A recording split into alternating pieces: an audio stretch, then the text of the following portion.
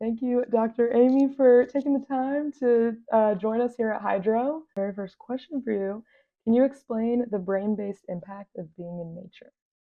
Yeah, a lot of different researchers believe that being in nature benefits things like mood and well-being, our ability to react and recover from stress, and also to pay attention and focus.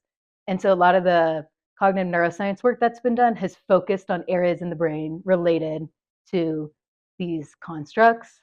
So some researchers have found that just a 60-minute walk in nature can downregulate our amygdala, or this like hub in the limbic system of the brain that responds to emotional and stressful stimuli.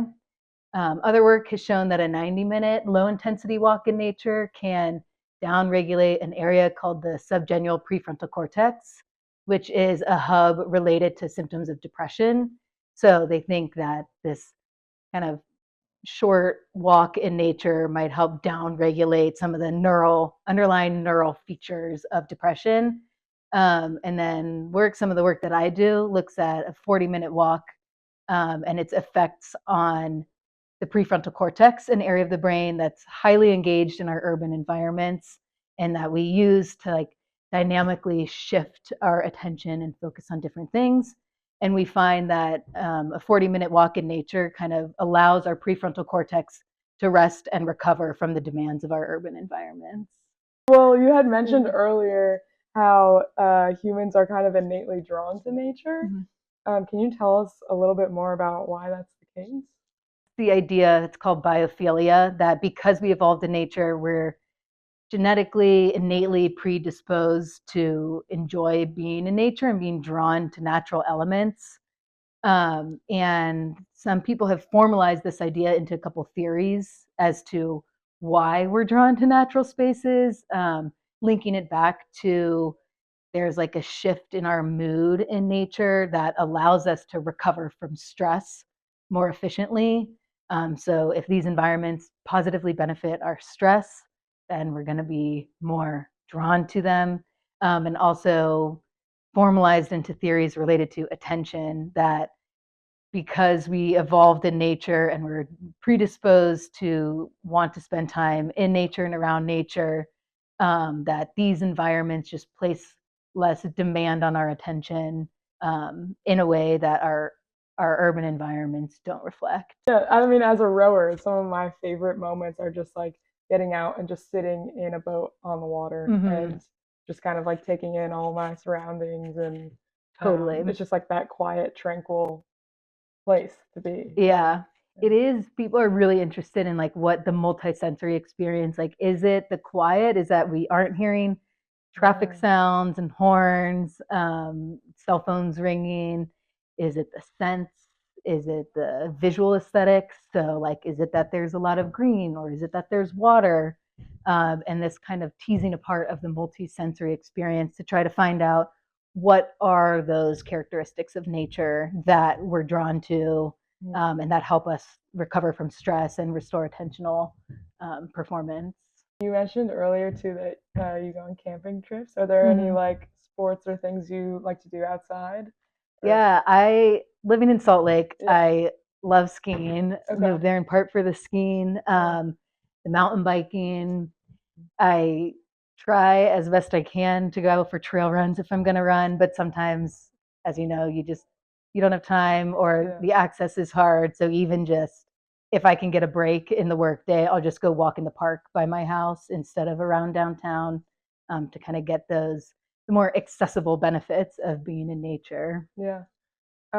When you can't get out into nature, is there an impact of virtual, like a positive impact of being in virtual nature or experiencing virtual nature? Yeah, that's a huge interest in our field right now. This work is relatively new. It's a relatively new field, and we're trying to answer that kind of 20 questions about what is it about nature that's restorative. And with that, there's growing interest, to your point, of an accessibility issue. So, what about people that don't have access to nature, whether that's like older adults Mhm. or people with disabilities, hospital patients, people that are incarcerated? And so there's growing interest in the field about whether virtual nature, whether that's pictures of nature, videos of nature, or recent interest Hydro workouts.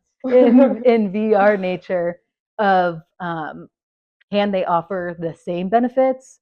Kind of where the field is at right now is that there might be some benefits to immersion or viewing surrogates of nature or virtual nature to mood and stress.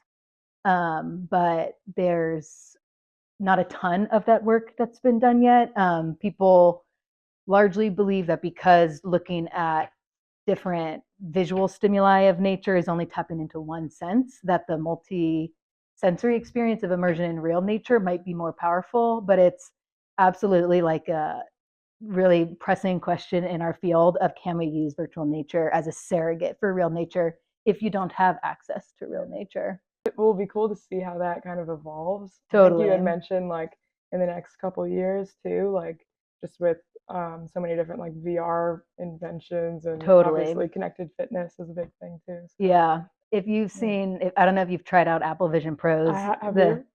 they have like a whole built-in natural environment setting that you can like go into Yosemite National Park or onto the moon or Whoa. in somewhere in Hawaii, and it feels so like it feels like you're Really? really there, the quality Wow. of their virtual environment. So it's such a point of interest right now, and I'm seeing more and more researchers start to use those stimuli to test some of these like nature benefits, both on the self-reports of like mood and stress physiology in the body and like the brain related Yeah. response too. I was thinking earlier when you said, like, people, patients in a hospital too. Like, I feel like a hospital has such a like smell, and like Mm-hmm. you're not, you can't go outside. So Yeah. that impact of being able to bring something in, and I feel like people talk about like the healing powers of like being near water or being in nature too. Mm-hmm. Yeah. Especially too for a hospital population,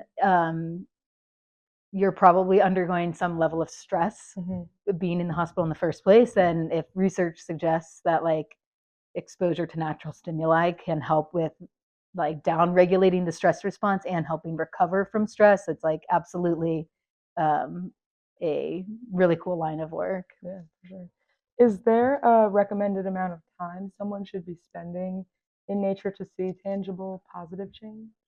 Yeah, that's another pressing question in our field of like what's the minimum possible dose you need to get some of Mhm. these benefits to mood, to health, to attention, cognition. There hasn't been a ton of work that's teased apart like a reliable answer to that question, but some researchers have found that spending 120 minutes a week in a natural environment can optimize improvements in self-reported well-being and stress. Like 20 minutes a day. Do the Yeah. mental math on Yeah. camera. My last question is, what is the benefit of Hydro having a variation of different natural settings to choose from? We film all our workouts in locations around the world. We try to go to the most visually appealing places, and not everyone can get to experience that in person. So trying to share that experience with our members. Is there any benefit to having that be accessible to our members? Yeah, something that I think is really cool about that is that you're giving people the option to choose the environment that's most compatible with them, right? Mhm. So there's a pretty solid understanding that different environments, whether they're urban or natural environments, are going to be compatible with different individuals. So by having options like that, you're giving the rower the choice of picking what's comfortable and restorative for them, whether that's rowing in the port of Los Yeah, Angeles yeah, or in Switzerland.